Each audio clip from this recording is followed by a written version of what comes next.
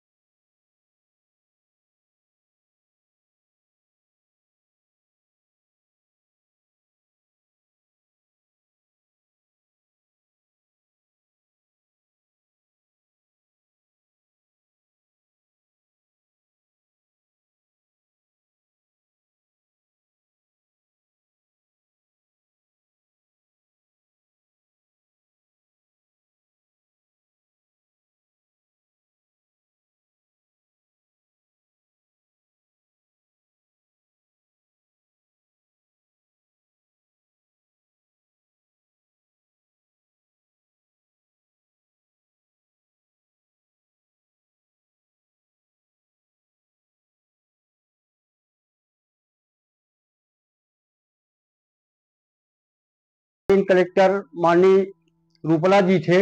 उस समय नोटिफिकेशन जारी हुआ और उनके नोटिफिकेशन के आधार पर मजरा टोलों को राजस्व गांव का दर्जा देने की कार्यवाही प्रारंभ की गई। ये दर्जा कब दिया गया था राजस्व गांव को?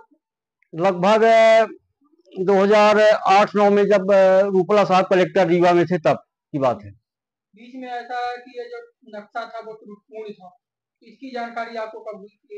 ये वर्ष 2012-13 से लेकर के 14-15 तक पूरे रीवा जिले में, उस समय मऊगंज जिला नहीं था, रीवा जिले के अंतर्गत लगभग 25 गांवों का नक्शा बना और जब प्रकाशन में आया नक्शा तो उस समय मैंने 16/6/2015 को आपत्ति की।